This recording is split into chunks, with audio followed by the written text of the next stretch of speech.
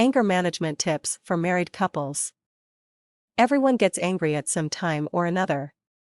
The way you manage the anger you feel will make a difference in whether the situation gets resolved sooner rather than later. When you argue with your spouse, there are some compromises that must be made. It cannot just be about "I am right and you are wrong." The anger that you feel cannot take over your sense of judgment. After all, this is the person you married because you love them. When you have a disagreement, take a cooling off period before you say things you may wish you could take back. In the heat of anger, people will say hurtful things they do not mean just to make a point. But the cooling off period will give you time to think about the importance of the argument in a different light.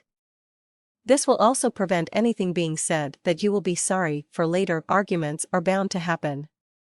It might be over something that was done or something that was said.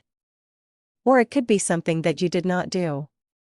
Whatever the reason is, learn to confront conflict in a healthy way rather than attacking your spouse or holding in your anger to the point where you resent each other.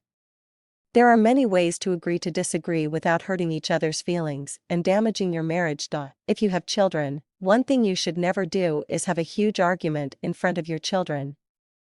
They can be easily confused and think they have done something to cause the argument. Dragging them into an argument is never a good idea. Disagreeing is one thing, but an all-out argument should be stopped immediately if your children are in the vicinity.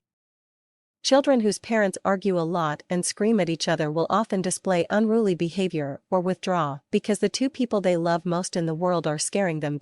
If you cannot seem to agree on things, and a problem is created that is making everyone miserable, a good idea would be to see a marriage counselor.